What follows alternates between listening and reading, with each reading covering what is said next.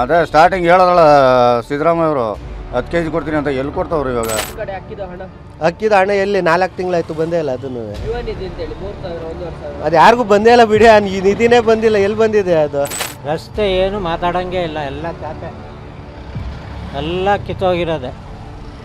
ಸರ್ಕಾರ ಹಂಗಿದೆ, ಅದು ಹಂಗೆ ಇದೆ. ನಾವೇ ಎಷ್ಟೋ ಸಲ DK ಶಿವಕುಮಾರ್ ಇವ್ರಿಗೆಲ್ಲ ಮನೆ ತಕ್ಕೆಲ್ಲ ಹೋಗಿದ್ದೀವಿ. ಮೊನ್ನೆ ಗೇಟ್ಗೂ ಸೇರಿಸಿಲ್ಲ ನಮ್ಮನ್ನ ಅಲ್ಲಿ. ಈಗ ಈ ಸರ್ಕಾರ ಬಂದಮೇಲೆ ಅವರು ಮುಸ್ಲಿಮರು ತುಂಬ ಇದು ಮಾಡ್ತಾರೆ. ಏನೇ ಮಾತಾಡೋಕೆ ಹೋದ್ರೂ ಅವ್ರದ್ದೇ ಒಂದು ಅರ್ಥ ಜಾಸ್ತಿ. ಇವಾಗ ಸಿದ್ದರಾಮಯ್ಯರ್ಗಿಂತ ಬೇರೆ ನಮಗೆ ಹೇಳ್ಬೇಕಂದ್ರೆ ಮೋದಿ ಸರ್ಕಾರ ಇದ್ರನ್ನೇ ಚೆಂದ ಅನ್ನಿಸ್ತದೆ.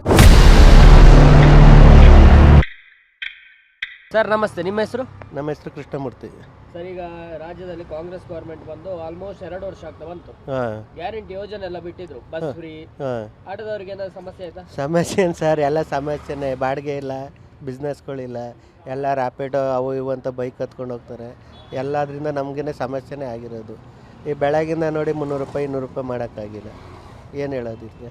ಒಂದ್ ಕಡೆಯಿಂದ ಆಟೋದವ್ರ ಹೊಟ್ಟೆ ಮೇಲೆ ಹೊಡೆದ. ಆಟೋದವ್ರಿಗೆ ಅಂತಲ್ಲ ಸರ್, ಎಲ್ಲರಿಗೂ ಹೊಡೆದಂಗೆ ಇದು. ಆಟೋದವ್ರು ಎಲ್ಲನೂ ರೇಟ್ ಜಾಸ್ತಿ ಮಾಡ್ಕೊಂಡು ಹೋಗ್ತಿದ್ದಾರೆ.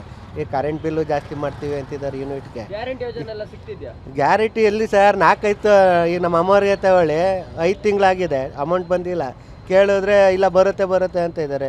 ಇನ್ನೇನು ಇದು ಮಾಡಿದ್ದಾರೆ ಅವರು ಗ್ಯಾರಂಟಿ? ಗೃಹಲಕ್ಷ್ಮಿ ಯೋಜನೆ stop ಆಯ್ತು. ಗೃಹಲಕ್ಷ್ಮಿನೇ ಸ್ಟಾಪ್ ಆಗಿದೆ, ಈ ರೇಷನ್ದು ಸ್ಟಾಪ್ ಮಾಡಿದಾರಂತೆ, ಅದು ಕೊಡ್ತಾ ಇಲ್ಲಂತೆ.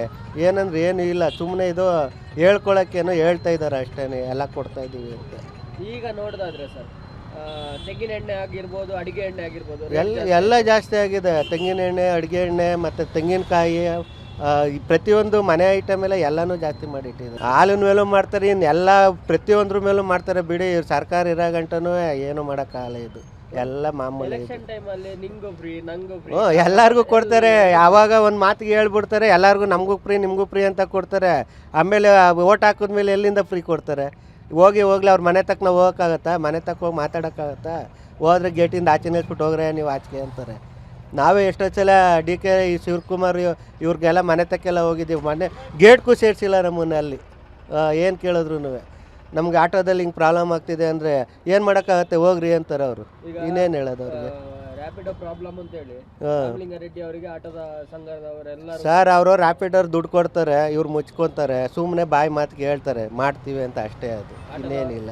ಈಗ ಸಿದ್ದರಾಮಯ್ಯ ಗೌರ್ಮೆಂಟ್ ಹೇಳಿದ್ರು ನಾವು ಬಡವರ ಪರವಾಗಿರುವ ಸರ್ಕಾರ. ಬಡವ್ರ ಪರವಾಗಿಲ್ಲ, ಅವ್ರ ಪರವಾಗಿ ಅವ್ರುಗಳು ದುಡ್ಡು ಮಾಡಿಕೊಂಡು ಅವ್ರುಗಳು ಕನ್ಕಂತೆ ಮಾಡ್ಕೊಳಕ್ಕಿರೋದು ಅಷ್ಟೇ ಅವ್ರದ್ದು. ಬಡವ್ರ ಪರವಾಗಿ ಯಾರೂ ಇಲ್ಲ ಬಿಡಿ. ಅವರು 10 kg ಕೊಡ್ತೇವೆ, 3 kg ಬಂದರು. 3 kgಯಿಂದ ಆದರೂ ಇನ್ನೂ ಅಲ್ಲೇ ಒಂದೊಂದು ತಿಂಗಳು ಬಂದೇ ಇಲ್ಲ. ಅಕ್ಕಿನೂ ಬಂದಿಲ್ಲ, ಅಕ್ಕಿ ದುಡ್ಡು ಬಂದಿಲ್ಲ, ಅದೂ ಬಂದಿಲ್ಲ ನಮಗೆ, ಯಾವುದೂ ಬಂದಿಲ್ಲ. ಕೇಳಿದ್ರೆ ಇಲ್ಲ ಸರ್ಕಾರದವ್ರು ಕೊಟ್ಟಿಲ್ಲ, ಅವ್ರು ಕೊಟ್ಟಿಲ್ಲ, ಇವ್ರು ಕೊಟ್ಟಿಲ್ಲ ಅಂತ ಕಥೆನೇ ಹೇಳ್ತಾರೆ. ಏನು ಮಾಡೋಕ್ಕಾಗತ್ತೆ? ಒಂದ್ ಕಡೆ ಅಕ್ಕಿದ ಹಣ ಎಲ್ಲಿ 4 ತಿಂಗಳಾಯ್ತು ಬಂದೇ ಇಲ್ಲ. ಅದನ್ನು ಯುವ ನಿಧಿ ಅಂತೇಳಿ 3,000 1,500 ಅದು ಯಾರಿಗೂ ಬಂದೇ ಇಲ್ಲ ಬಿಡಿ. ಈ ನಿಧಿನೇ ಬಂದಿಲ್ಲ, ಎಲ್ಲಿ ಬಂದಿದೆ ಅದು? ಯಾರಿಗೂ ಬಂದಿಲ್ಲ. ಅದು ಅದೊಂದ್ ಕಡೆ ಇಲ್ಲ, ನಿಧಿನೂ ಬಂದಿಲ್ಲ ಯಾರಿಗೂ. ಇನ್ನೊಂದ್ ಕಡೆ ಮನೆ ಇಡೋದಕ್ಕೆ 2,000 ಅದು ಸ್ಟಾಪ್. ಮನೆಯವ್ರಿಗೆ ಆಲೇ 4 ತಿಂಗಳಾಯ್ತು ಅಂತ ಹೇಳ್ತಾ ಇದ್ದಿಲ್ಲ. ಈ ನಮ್ಮ ಮನೆಯವ್ರಿಗೂ 4 ತಿಂಗಳಿಂದ ಬಂದಿಲ್ಲ. ಕೇಳಿದ್ರೆ ಇಲ್ಲ ಬಂದಿಲ್ರಿ, ಬಂದ್ರೆ ತಾನೇ ಕೊಡೋದು ಅಂತ. ಈಗ ಒಂದ್ ಕಡೆಯಿಂದ ಗ್ಯಾರಂಟಿ ಸ್ಟಾಪ್ ಆಗ್ತಾ ಬಂದಿದೆ, ಇನ್ನೊಂದ್ ಕಡೆ ಬೆಲೆ ಏರಿಕೆ. ಈಗ ನೀವು ಬೆಂಗಳೂರಲ್ಲಿ ಎಲ್ಲ ಕಡೆ ಓಡಾಡ್ತೀರ, ರಸ್ತೆ ಎಲ್ಲ ಹೇಗಿದೆ? ರಸ್ತೆ ಎಲ್ಲಿ ಹೋದ್ರೂ ಗುಂಡಿನೇ. ಯಾವ ರಸ್ತೆ ಚೆನ್ನಾಗಿದೆ? ಅದೇ ವಿಧಾನಸೌಧ ಒಂದು ಬಿಟ್ರೆ, ಇನ್ನು MG ರೋಡ್ ಒಂದು ಬಿಟ್ರೆ, ಇನ್ನು ಮಿಕ್ಕಿದ ರೋಡೆಲ್ಲ ಗುಂಡಿನೇ. ರೋಡೆಲ್ಲಿ ಚೆನ್ನಾಗಿದ್ದಾವೆ? ಯಾವೂ ಚೆನ್ನಾಗಿಲ್ಲ ರೋಡ್. ಸರ್ಕಾರ ಸರಿ ಇಲ್ಲ ಸರ್, ಇದು ಅಷ್ಟೇ. ಸಿದ್ದರಾಮಯ್ಯರ್ಗಿಂತ ಬೇರೆ ನಮಗೆ ಹೇಳ್ಬೇಕಂದ್ರೆ ಮೋದಿ ಸರ್ಕಾರ ಇದ್ರನ್ನೇ ಚೆಂದ ಅನ್ನಿಸ್ತದೆ. ಮೋದಿ ಸೂಪರ್ ಸರ್, ಬಿಡಿ ಸರ್. ಅವ್ರ ಬಗ್ಗೆ ಮಾತಾಡೋಕ್ಕಾಗತ್ತೆ? ನಾವೆಲ್ಲ ಚಿಕ್ಕವರಿದ್ದೀವಿ, ನಾವು ಅವ್ರ ಬಗ್ಗೆ ಏನು ಮಾತಾಡೋಕ್ಕಾಗತ್ತೆ? ದೇವ್ರಿದ್ದಂಗೆ ಅವ್ರಿದ್ರೇ ನಮ್ಗೆ ಕರೆಕ್ಟು. ಇಲ್ಲಾಂದ್ರೆ ನೋಡಿ ಮುಸ್ಲಿಮರು ನಮ್ಮವರು, ಪಾಪ ಮುಸ್ಲಿಮರು ಎಲ್ಲರೂ ಕೆಟ್ಟವರು ಅಂತಲೂ ನಾವು ಹೇಳೋಕ್ಕಾಗಲ್ಲ. ಈಗ ಈ ಸರ್ಕಾರ ಬಂದಮೇಲೆ ಅವರು ಮುಸ್ಲಿಮರು ತುಂಬ ಇದು ಮಾಡ್ತಾರೆ. ಏನೇ ಮಾತಾಡೋಕೆ ಹೋದ್ರೂ ಅವ್ರದ್ದೇ ಒಂದು ಅರ್ಥ ಜಾಸ್ತಿ. ಈಗ ರಾಜ್ಯದಲ್ಲಿ ನಡೀತಿರುವಂಥ ಅಹಿತಕರ ಘಟನೆ ಎಲ್ಲ ಕಾಂಗ್ರೆಸ್ ಬಂದಮೇಲೆ ಸ್ಟಾರ್ಟ್ ಆಗಿದ್ದು, ಮೊದಲು ಇರಲೇ ಇದೆಲ್ಲ, ಏನು ಇರಲಿಲ್ಲ. ಬೆಂಗಳೂರಲ್ಲಿ ಮೊನ್ನೆ ಎಲ್ಲ ವಿಡಿಯೋ ವೈರಲ್ ಆಗ್ತಿತ್ತು. ನಡು ರಸ್ತೆಯಲ್ಲಿ ತಲ್ವಾರ್ ಇಟ್ಕೊಂಡು ಬೈಕಲ್ಲಿ ಇಟ್ಕೊಂಡು ಹೋಯ್ತಾ ಇದ್ದಾರಲ್ಲ. ಯಾರು ಕೊಟ್ಟಾರ ಅದಕ್ಕೆಲ್ಲ ಪರ್ಮಿಷನ್? ಯಾರು? ಪೊಲೀಸರು ಸುಮ್ಮನಿದ್ದಾರೆ. ಈಗ ಮುಸ್ಲಿಮರನ್ನು ಓಲೈಸೋದ್ರಿಂದ ಇದು ನಡೀತಿದೆ ಅಂತ ಹೇಳ್ತೀರಾ? ಹೇಳಿ. ಮುಸ್ಲಿಮರನ್ನು ಓಲೈಸೋದು ಇವರಿಂದನೆಲ್ಲ ಮುಸ್ಲಿಮರು ಸಪೋರ್ಟ್ ಕೊಟ್ಟಾರ ಸರ್. ಇವರೇ ತಾನೆ ಕಾಂಗ್ರೆಸ್ ಬಂದಮೇಲೆ ತಾನೆ ಅದಕ್ಕಿಂತ ಮೊದಲು ಇತ್ತ? ನಾವು ಕಣ್ಣಂಗೂ ಇಲ್ಲ, ಯಾರು ಕಣ್ಣಂಗೂ ಇಲ್ಲ. ಅದು ಬಿಡಿ. ಅದು ಈಗ ನಮ್ಮದು ತಗೊಳ್ಳಿ, ನಾಮಂಗಲ ತಾಲೂಕು, ನಮ್ಮದು ನಾಮಂಗಲದವರು. ಅಲ್ಲೂ ಗಲಾಟೆ ಆಯ್ತು ಗೊತ್ತಲ್ಲ ಒಂದ್ಸಲ. ಯಾರು ಅದು ಕಾರಣ ಯಾರು? ಮುಸ್ಲಿಮ್. ಇವ್ರದ್ದು ಸರ್ಕಾರ ಬಂದಮೇಲೆ ಅದು ಸ್ಟಾರ್ಟ್ ಆಗಿದ್ದು. ಅದೊಂದು ಅವ್ರಿಗೂ ಹೊಡೆದಿದ್ದಾರೆ. ಅವೆಲ್ಲ ಏನು ಸರ್? ಇದೆಲ್ಲ ಈ ಸರ್ಕಾರ ಬಂದಮೇಲೆ ಆಗಿದ್ದು ಇದೆಲ್ಲ. ಅಷ್ಟೇನಿದೆ. ಓಟ್ಗೋಸ್ಕರ ಏನು ಓಟ್ಗೋಸ್ಕರ ಇವ್ರು ಏನು ಬೇಕಾದ್ರೆ ಸುಳ್ಳು ಹೇಳ್ತಾರೆ, ಏನು ಬೇಕಾದ್ರೂ ಮಾಡ್ತಾರೆ ಸರ್. ಓಟ್ ಆದಮೇಲೆ ನೀವು ಯಾರು ಏನು ತಿರುಗು ನೋಡೋಲ್ಲ, ಯಾರೇ ಆದರೂ ಅಷ್ಟೇ. ಸರ್ ನಮಸ್ತೆ, ನಿಮ್ಮ ಹೆಸರು? ನನ್ನ ಹೆಸರು ನಂಜುಂಡ ಅಂತ. ಸರ್ ಈಗ ಆಟೋದವ್ರ ಹತ್ರ ನಾವು ಯಾರ ಹತ್ರನೇ ಕೇಳಿದರೆ ಆ ಆಟೋದವರೆಲ್ಲ ಹೇಳ್ತಾರೆ ನಮಗೆ ವೈಟ್ ಬೋರ್ಡಿಂದ ಪ್ರಾಬ್ಲಮ್ ಆಗ್ತದೆ, ಓಲೋ ಉಬರಿಂದ ಪ್ರಾಬ್ಲಮ್ ಆಗ್ತಿದೆ, ರ್ಯಾಪಿಡೋದಿಂದ ಪ್ರಾಬ್ಲಮ್ ಆಗ್ತಿದೆ ಅಂತೇಳಿ. ಅಂದರೆ ಟೂ ವೀಲರ್ಸ್ ಕೂಡ ಬಾಡಿಗೆ ಹೊಡಿತಿದ್ದಾರೆ ಅಂತೇಳಿ. ಏನು ಹೌದು ಸರ್, ಮಾಡ್ತಾವ್ರಲ್ಲ. ಅದಕ್ಕೇ ನಮಗೆಲ್ಲರಿಗೂ ಇಲ್ಲಿ ತೊಂದರೆಗಳು, ಆಟೋ ಡ್ರೈವರ್ಗಳಿಗೆ ತುಂಬ ತೊಂದರೆಗಳಿದೆ. ಈಗ ಕೆಲವರು ಬುಕ್ಕಿಂಗ್ ತೊಗೊಂಡ್ರೆ ಅಲ್ಲಿ ಹತ್ರ ಹೋದಾಗ ಅವರು ಕ್ಯಾನ್ಸಲ್ ಮಾಡಿಬಿಡ್ತಾರೆ. ಎಲ್ಲಿ ಬಾಡಿಗೆ ಹೊಡಿಯೋದು ನಾವು? ಯಾವ ಥರ ಈ ಥರ ಬಾಡಿಗೆ ಹೆಂಗೆ ಮಾಡೋಕ್ಕಾಗುತ್ತೆ ನಾವು? ಈಗ ಆಟೋದವರ ನೋಡೋದಾದ್ರೆ ಮೀಟರ್ ಪಾಸಿಂಗ್ ಎಲ್ಲ ಆಗಬೇಕು. ಹೌದು, ಇದು ಟೂ ವೀಲರ್ಗಳಿಗೆ ಅದು ಏನಿಲ್ಲ. ಅದಕ್ಕೆ ಸರ್ ಅವ್ರದ್ದೇನು ಸರ್, ಬೆಳಗಿನ ಸಾಯಂಕಾಲವ್ರು ಎಲ್ಲ ದುಡ್ಕೊಂಡು ಬರ್ತಾರೆ. ಸಾಯಂಕಾಲ ಆಯಿತು ಅಂದರೆ ಪಾರ್ಟ್ ಡ್ಯೂಟಿ ಅಂದ್ಬಿಟ್ಟು ಈ ಥರ ಮಾಡ್ತಾರೆ. ನಮ್ಮಂಥವ್ರು ಆಟೋ ಹೊಡಿತಾರೆ. ಈಗ ರ್ಯಾಪಿಡೋ ಪಿಂಕ್ ಬೈಕ್ ಬಿಡ್ತಾನೆ ಅಂತ ಹೇಳ್ತಿದ್ದಾರೆ. ಬಿಟ್ಟ ಅಂದರೆ ನಮಗೆ ಇನ್ನೂ ಇದ್ದಿದ್ದು ಲಾಸ್ ಆಯ್ತು. ಇವಾಗಲೇ ಬಾಡಿಗೆಗಳು ಇಲ್ಲ ಅಂತ ಒದ್ಲಾಡ್ತಾ ಇದೀವಿ. ಇನ್ನು ಅದರೊಳಗೆ ಬೇರೆ ಇನ್ನೂ ಬಂತು ಅಂದರೆ ಇನ್ನು ಎಲ್ಲಿಂದ ಬಾಡಿಗೆ ಹೊಡಿಯೋದು ನಾವು? ಈಗ ಬಸ್ ಫ್ರೀ ಬಿಟ್ಟರು ರಾಜ್ಯ ಗೌರ್ಮೆಂಟ್ ಸರ್ಕಾರ ಮಹಿಳೆಯರಿಗೆ ಅಂತೇಳಿ ಬಸ್ ಫ್ರೀ ಬಿಟ್ಟರು. ಇದರಿಂದ ಏನಾದ್ರು ಸಮಸ್ಯೆ ಆಯ್ತಾ? ಅದರಲ್ಲೂ ಸಮಸ್ಯೆ ಇದೆಯಲ್ಲ, ಹೆಂಗಸರಿಂದನೇ ನಮ್ಗೆ ಒಂಚೂರು ಬಾಡಿಗೆಗಳು ಅಷ್ಟೋ ಬರ್ತಾ ಇತ್ತು. ಇವಾಗ ಅವರಿಂದನೂ ಅರ್ಧ ಬಾಡಿಗೆ ಇಲ್ಲ. ಈಗ ಒಂದು 3 ಜನ ಆದರೂ ಬಂದು ಶೇರ್ ಮಾಡ್ಕೊತಾ ಇದ್ದವರು, ಇವಾಗ ಅವರು ಇಲ್ಲ. ಈಗ ಎಲೆಕ್ಷನ್ ಟೈಮಲ್ಲಿ ಹೇಳಿದ್ರು ಏನು ತೊಂದರೆ ಇಲ್ಲ, ಮಾದೇವಪ್ಪನಿಗೂ ಫ್ರೀ, ಕಾಕ ಪಾಟೀಲ್ಗೂ ಫ್ರೀ, ಎಲ್ಲರಿಗೂ ಫ್ರೀ ಅಂತ ಹೇಳಿದ್ರು. ಮನೆ ಇಡತಿಗೆ 2,000 ರೂಪಾಯಿ ಅಂತ ಹೇಳಿದ್ರು. ಎಲ್ಲ ಸಿಗ್ತಿದೆ ಸರ್? ಎಂಥದ್ದು ಇಲ್ಲವಲ್ಲ. ಇಲ್ಲಿ ಹೇಳೋದು ಮಾತ್ರ ದೊಡ್ಡದಾಗಿ ಹೇಳ್ತಾರೆ. ಇಲ್ಲಿ ನಮ್ಮಂಥವ್ರು ಬಾಳುಗಳಿಗೆ ಏನು ಅಂತ ಇಡೀ ನಮ್ಮ ಆಟೋ ಡ್ರೈವರ್ಗಳು ಕೇಳಿದ್ರೆ ಗೊತ್ತಾಗುತ್ತೆ ನಿಮಗೆ. ಸರ್ ಈಗ ಮನೆ ಇಡತಿಗೆ 2,000 ಸಿಗ್ತಿದ್ಯಾ? ಸ್ಟಾಪ್ ಆಗಿದೆ ಸರ್? ಸ್ಟಾಪ್ ಆಗಿದೆ. ನಮಗಂತೂ ಯಾವುದೂ ಬರ್ತಾ ಇಲ್ಲ ಸರ್. ಅದೇ ರೀತಿ 10 kg ಅಕ್ಕಿ ಕೊಡ್ತೇನೆ ಅಂತ ಹೇಳಿದ್ರು ಸ್ಟಾರ್ಟಿಂಗ್ ಹೇಳೋದಲ್ಲ ಸಿದ್ದರಾಮಯ್ಯ ಅವರು, 10 kg ಕೊಡ್ತೀನಿ ಅಂತ. ಎಲ್ಲಿ ಕೊಡ್ತಾವ್ರು ಇವಾಗ? ಹಣ ಸಿಗ್ತಿದ್ಯಾ ಉಳ್ದದ್ದು? ಯಾವುದೂ ಇಲ್ಲ ಸರ್.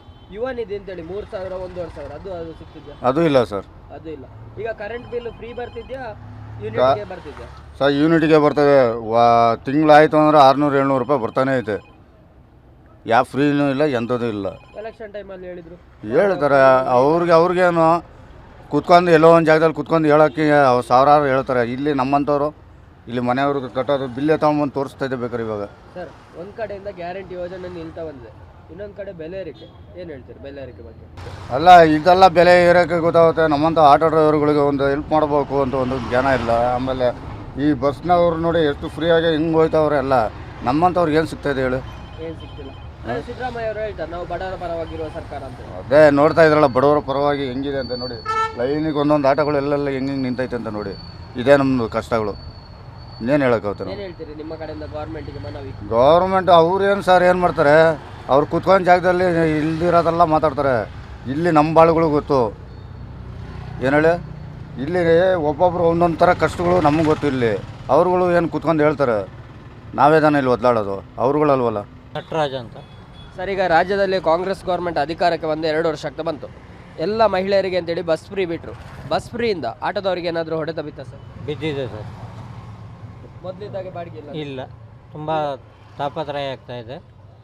ಇವರು ಬಂದಮೇಲೆ ಆ ಟೂ ವೀಲರು, ಓಲೋ, ಊಬರ್ ಅದೆಲ್ಲ ಜಾಸ್ತಿ ಆಯ್ತಲ್ಲ, ಹಾಗಾಗಿ ನಮಗೆ 50% ಕಮ್ಮಿ ಆಗಿದೆ ಸರ್. ಅದೇ ರೀತಿ ಇನ್ನೊಂದು ಕೇಳೋದಾದರೆ, ಈಗ ಎಲೆಕ್ಷನ್ ಟೈಮಲ್ಲಿ ಹೇಳಿದರು ಯಾರಿಗೇನೇ ಟೆನ್ಷನ್ ಇಲ್ಲ, ಮನೆ ಇಡೋದಕ್ಕೆ 2,000 ರೂಪಾಯಿ ಹಣ ಕೊಡ್ತೇವೆ, ಯುವ ನಿಧಿ ಅಂತೇಳಿ 3,000 1,500, ಕರೆಂಟ್ ಫ್ರೀ, ಓಡಾಡಲಿಕ್ಕೆ ಬಸ್ ಫ್ರೀ, ಅದೇ ರೀತಿ 10 kg ಅಕ್ಕಿ ಫ್ರೀ. ಸರ್ ಕರೆಕ್ಟ್ ಅದೆಲ್ಲ ಹೇಳಿದ್ರೆ 10 kg ಅಕ್ಕಿ ಫ್ರೀ ಅಂದರೆ 5 kg ಇವರು, 5 kg ಸೆಂಟ್ರಲ್ ಗೌರ್ಮೆಂಟ್ ಅವ್ರು ಕೊಡೋದು. ಅದು ಜನಗಳಿಗೆ ಗೊತ್ತಾಗಲ್ಲ, ನಾವೇ ಕೊಡ್ತೀವಿ ಅಂತಾರೆ. ತಿಳುವಳಿಕೆ ಇರೋರು ಗೊತ್ತು. ಇವರು ಅದರಲ್ಲಿ ಅವ್ರು ಕೊಡೋದು ಅಷ್ಟೇ ಕೊಡ್ತಾರೆ. ಇವ್ರು ಎಲ್ಲಿ ಕೊಡ್ತಾರೆ? ದುಡ್ಡು ಹಾಕ್ತೀವಿ ಅಂತಾರೆ. 3-4 ತಿಂಗಳಿಂದ ಹಾಕಿಲ್ಲ ಅಂತ ಬೆಳಗ್ಗೆ ಎದ್ದು ಪೇಪರು ಟಿ ವಿಲೆಲ್ಲ ನೋಡ್ತಾ ಇದ್ದೀವಲ್ಲ.